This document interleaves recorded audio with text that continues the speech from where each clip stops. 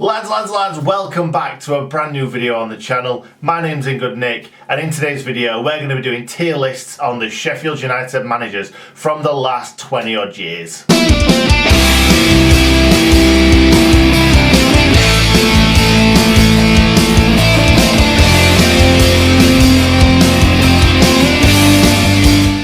Before we get into the video, if you wouldn't mind liking the video right now, it would really help this particular video reach a lot more people. And whilst you're here, we're in the final stretch of our quest for 10,000 subscribers, which is a personal dream of mine. So if you'd like to be part of the team, subscribe now and let's get on with the video. This video is just going to be on the permanent managers, and we've got 14 to be going through today. As always, the tier list categories are elite, very good, good, average, poor, horrendous and fraud. And also I'm not just going to be going on what I think, I've also got the win percentage, and obviously I know what divisions we were in when those managers were managing us, so it's not going to be totally biased. Now let's crack on. So the very first one is Steve Bruce. Now a lot of fans may not even know that Steve Bruce once managed us, and he wasn't too bad if I'm being completely honest. He had a 40% win record, which he's not too bad. There's a few people above him, but there's a lot of people below him. The season before he became manager, he also played for us as well. I think he was a bit of a player coach and he played 10 games.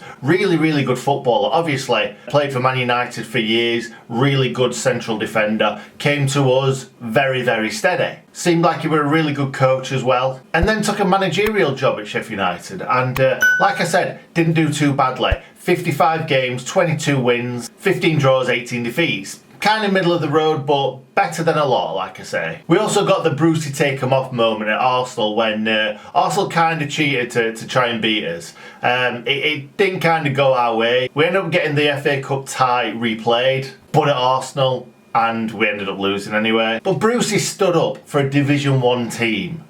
That's what it were, really. It were a Premier League team taking advantage of the rules, and Brucey weren't having none of it. So I'm going to put Brucey in average. I think he's become a much better manager since leaving Bramall Lane. Obviously, he's managed Wednesday, didn't do too badly at Wednesday. He took Hull up to the Premier League. He's managed a few Premier League teams as well. He's done well, but he's managed a lot of different conflicting teams. So he's managed Sunderland and Newcastle. He's managed United and Wednesday. He's managed Birmingham and Villa. So he doesn't really care about loyalty, does he? But for us, I'm going to say he was average. He wasn't bad, he wasn't great. Next up, we've got Howard Kendall. And I don't remember a lot about Howard Kendall, if I'm honest. I remember him getting us to the 97 playoff final and us losing. So he was a pioneer, really. He was the first manager to get us to a playoff final to lose. And we've had a lot of them since. But I've heard from a lot of people he was a great manager. Even heard of ex-players who played for United at the time saying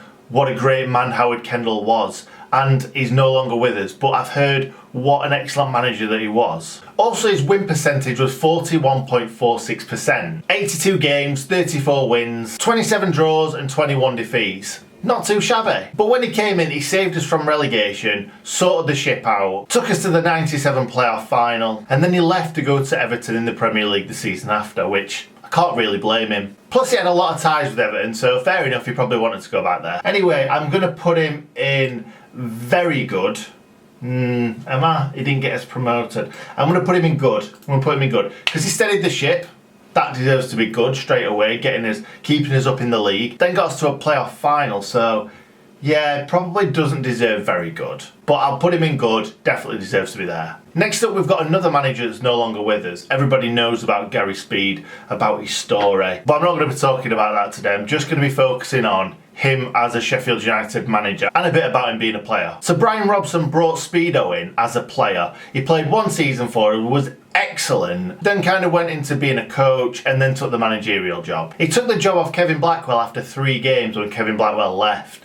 It was a bit of a weird time. We had a good side and this was the season that we got relegated, so a lot of things happened that season. I don't think Speedo was quite up to it, and I think when Wales came calling for Speedo, he thought this is a good time to get out, which again, I don't blame him. Speedo only managed us for 18 games. He won 6, he drew 9 and he lost 3, which left him on a 33.33% win percentage record, which is the worst in this list up to now.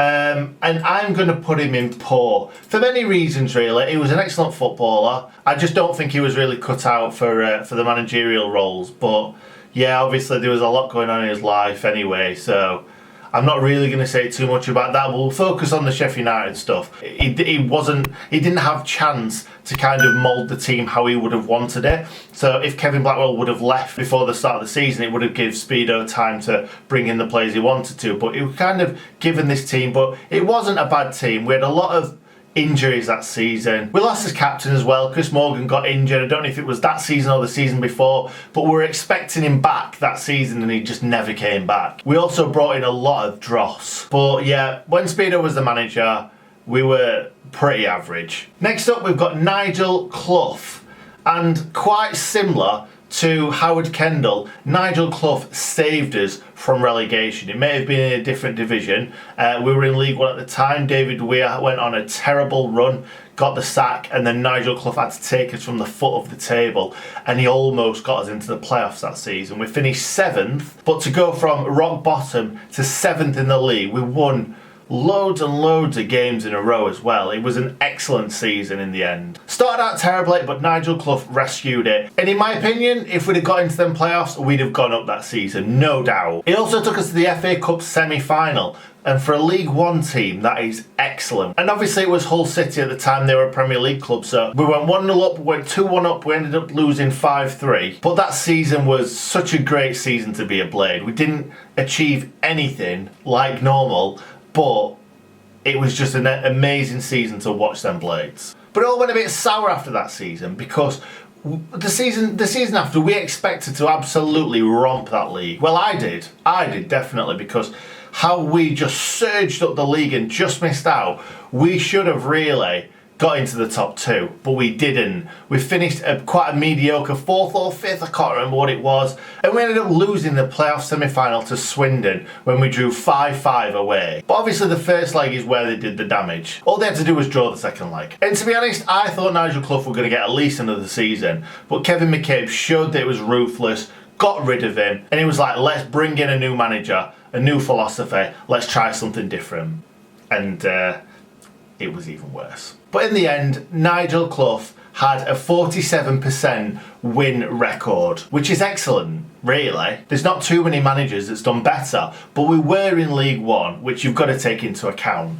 So I'm going to put Nigel Clough in good, mostly for what he did. He got us to that semi-final, he got us into the playoffs, he saved us from relegation. He was a good manager. I'm going to put him in average. After all that, I've just changed my mind and I'm going to put him in average. Because really, when I'm looking at the other managers that we had, I can see a lot of managers that were better and a lot that were worse. So I think he probably deserves to be an average in the end. Next up, we've got Adrian Heath. And I've heard so many bad things about Adrian Heath. I'm not going to spend too much time on him because I don't remember him, if I'm honest. He had a 31% win record. That just says it all, really, doesn't it? 7 wins, 5 draws, 10 defeats. I'm surprised he even lasts 22 games. So I'm going to put him in horrendous. It's probably one of the worst percentages we're going to see in this video. So yeah, he's staying in horrendous. Next up, we've got Micky Adams, and before I even carry on, I'm going to put him in horrendous.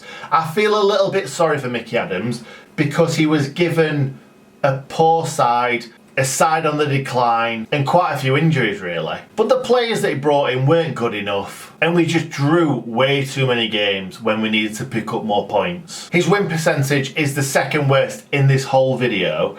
It stands at 16.67%, but that's because of the draws. We didn't lose shed loads with Micky Adams. We won 4 out of 24. We drew 15 and we lost 5. We only actually lost 1 more than we won, but way too many draws. We ended up getting relegated. And the fact that Micky Adams had had a decent career up to that point, I think he deserved to take that League One team and try and get us promoted. Especially as he was a Sheffield United fan, it would have meant a lot more to him. But he didn't get that chance. We got relegated into League One and Micky Adams was shown the door. I'm sorry, Micky, you're in horrendous, mate. Next up, the manager that took the job off Micky Adams when he got sacked. It is Danny Wilson. Now, he got a lot of stick when we first brought him in. I didn't want him. A lot of fans didn't want him, but it showed what he was made of. The fact that he were like, no, I'm going to win him round, and win him round he did. In that League One season, we played some of the best football I've seen us play. Ched Evans banged loads of goals in, Connor Cody, Lee Williamson, Stephen Quinn, all just playing out of their skins week in, week out.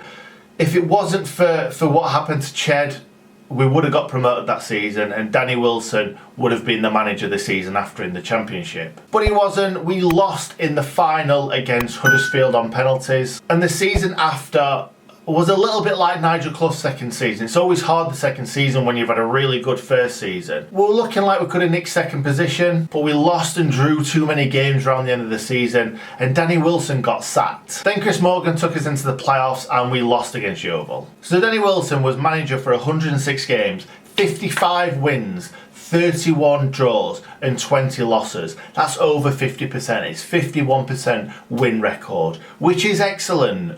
But bearing in mind, he had the tools. We just got relegated from the Championship, so we've got a lot of half-decent Championship players in a League One team. And that's the reason why we did so well. Don't get me wrong, Danny Wilson is a decent manager, but I think a lot of managers could have got us there. So what I'm going to do, Danny Wilson did better than Nigel Clough, so I'm going to put him in good. I think he deserves it. Like, he's got a higher win percentage than Chris Wilder. Now, fair enough. We all know that Chris Wilder's played in League One, in the Championship, in the Premiership. But that's got to speak for something. So I'm going to leave him in good. Next up, we've got David Weir.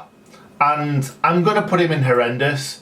I don't think he deserves to be in fraud, but it was his first managerial post. But there's a lot of these really good professional footballers from the Premier League who try and become managers, and sometimes it just doesn't work out. And David Weir was definitely one of those. We were his first, and we are still his only managerial appointment. But I think that's probably because he had under 8% win percentage. 13 games played, 1 win, 2 draws, 10 defeats, and that one win, that one solitary win, was at home against Notts County, and they had 10 men. They're also winning as well at one point. But anyway, that's David Weir for you. Next up, we've got Nigel Adkins, which, do you know what I'm gonna? No, I'm not gonna put him in fraud. Am I gonna put him in fraud? This is tough. I don't know whether to put him in fraud or horrendous. What did we have? We didn't have a good team. I'm going to put him in fraud because I just don't know what happened. Nigel Adkins has done so well at Scunny, at Southampton, and when we got his signature we thought, wow, this is it, we're going to get promoted this season, and it wasn't to be. I don't know what happened. We did, on paper, we did have a decent side, and I think if Chris Wilder managed that side, he'd be able to get a lot more out of them. But he didn't, and Nigel Adkins actually had a slightly better win percentage than Steve Bruce. However, Nigel Adkins was in League One. The only good thing that Nigel Adkins did was bring in Billy Sharp. But a manager that's had some really, really good success in the past came in, did a horrendous job, and left us in a terrible, terrible way. So he's going to be in fraud. Next up, we've got Chris Wilder. And if there was a level higher than elite, he would be going in there. But as we've only got elite, I'm going to leave him in elite. Chris Wilder, I'm not going to talk too much about him because I've said so much about him on this channel in the past kind of 3-4 years. Chris Wilder's win percentage is 51.43%, just very slightly lower than Danny Wilson's. And Danny Wilson inherited a pretty much full Championship team, so going from one division lower and absolutely hammering everyone. Chris Wilder has picked up a team from its knees, won them the title with 100 points, then played in a higher division and finishing 10th, then going and winning promotion the season after, finishing 2nd, with barely any money spent. And now we are 7th in the Premier League as it stands. And he's still on 51.43% win ratio. Like, what is going on? So Chris Wilder's managed 175 games, 90 wins, 40 draws, 45 defeats. His wins are double the draws and double the losses. Just incredible. And obviously he's a Sheffield United fan as well, which always makes it even better. So yeah, Chris Wilder is elite, like you didn't already know. Next up, we've got Bryan Robson, and he's another one that's going straight in fraud. Because Bryan Robson was kind of a little bit like Danny Wilson. He inherited a team directly from the Premier League. We should have stayed up that season, but Neil Warnock threw it all away. Neil Warnock and the players threw it all away in the last kind of 5, 6, 7, 8 games of the season. But he inherited pretty much a Premier League team in the Championship. He bought James Beattie for $4 million. He brought in Gary Naismith. He brought in Gary Speed. These are all seasoned pros that should have got us straight back up into the Premier League. And actually, looking at his win percentage at other clubs, we should have known what we were getting ourselves into. Middlesbrough, 40%. Bradford City, 25%. West Brom, 23%. Sheffield United, 36%, nearly 37%. Thailand, 40%. Let's just ignore Thailand. But that just proves Bryan Robson is a fraud. He left Sheffield United and he didn't have another job for another 3 years. I know he had some medical issues, but he never got himself back in the game. He never tried to pick himself back up and prove himself as a manager. And I think the only reason why we gave him that manager's job was because of the West Brom Great Escape that season. He wasn't up to the job, he didn't have it up here, and the little table with his bottle on it didn't help things at all. Next up, we've got Neil Warnock, and I'm going to put Neil in very good. Out of all these managers, other than Chris Wilder, actually, he's the only manager other than Chris Wilder to get us promoted in any division. Chris Wilder promoted from League One to the Championship, then Championship to Premiership. Neil Warnock, Championship to Premiership. And Neil Warnock deserved it in the end. He stuck with us for a long time, tried to get that team up, and it's just a pity that we kind of threw it away in the last few games of the Premier League season. He's also had a very good career since. But with Neil Warnock, we were always in and around the playoffs. And then obviously in 2005-2006 got ourselves promoted to the Premier League. And to add to that, 42% win ratio is not bad. Especially when you're looking at how many games he manages for. 388, 165 wins, 100 draws, 123 losses. But I'm going to put him in very good, mostly because of the promotion to the Premier League. He got us two FA Cup semi-finals, got us to the playoff final, and actually gave us two of the greatest seasons I've ever watched. The season when we got promoted and the 2002-2003 season. They were both excellent seasons to watch as a Blade. Next up, we've got Kevin Blackwell, and Kevin Blackwell had some ups and downs as Sheffield United manager. He got us to the playoff final. We obviously lost 1-0 to Burnley, like Warnock lost, like Howard Kendall lost, like Danny Wilson lost. The thing was about that season, we had James Beattie absolutely banging goals in for fun for the first half of the season. And then, as we always do, we pressed the panic button, sold him to Stoke, and then brought in Craig Beattie. And it was an excellent team except for up front. Once James Beattie had gone, we really struggled to score goals. Kevin Blackwell, after that playoff final, said, "I'm not sure if I'm going to be here next season." He obviously said it in the heat of the moment, then endured another season. We ended up finishing 8th, which was really, really disappointing. And then the season after, that's when he only lasted 3 games and Speedo came in. So yeah, we had some ups and downs with Blackwell. That season when we finished 8th, it was disappointing for a lot of different reasons. We ended up just becoming a long ball team after the season before, playing some excellent stuff. But Blackwell, for the most part, Blackwell got us results. And looking at his win percentage, it wasn't bad at all. It was 42.4%, which is only 0.13% lower than Neil Warnock, which I bet Warnock's quite happy about that. But Kevin Blackwell only managed a third of the matches that kind of Neil Warnock did. And just like most of the Sheffield United managers, didn't have any success whatsoever. So what we're going to do, we're going to put Kevin Blackwell in good, I think. Like the rest of them, just failed, didn't they? Just failed. And unlike Neil Warnock, he didn't then take the Blades up to the Premier League. So I think it's right in putting him in good. And finally, Nigel Spackman. Now, this is a really difficult one. I've not said that in the whole of the video. I've kind of known where every manager needs to go.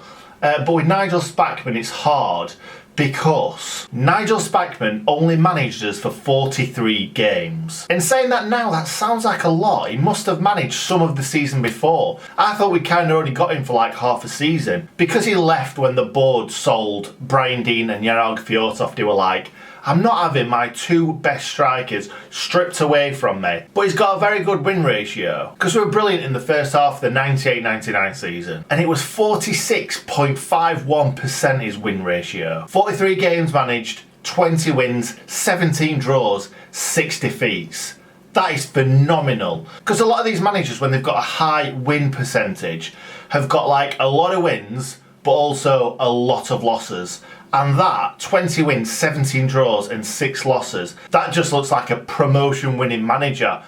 But obviously he wasn't. That's why I'm saying this is difficult to pick. So what I'm going to have to do is I'm going to have to put him in good, because we didn't see enough of him. Again, he didn't really have any success at Sheffield United. He was a decent player, and then he became, I think, assistant manager and then manager. And when he was manager, he had some excellent players. He brought in Vasper Bokis. He brought in Brian Deane. And he kind of plays a similar formation to what Wilder does now. 3 central defenders, 2 wing backs, 3 midfielders, 2 strikers. But it's obviously not as fluid as Chris Wilder's is. But it was great to watch. Wayne Quinn flying down one wing, Vasper Bokis flying down the other. And I would have loved to have seen Nigel Spackman kind of finish that season off, even with no Brian Deane or Jan Arga. Because after that, Steve Thompson took charge for 17 games and we were just rubbish. Well, not we were rubbish, he was rubbish. And that brings this video to a close. Anyway, thanks for watching, hope you enjoyed the video. If you're new around here, please subscribe. Like I said, on the way to 10k. Like the video if you enjoyed it, and stay good, Nick.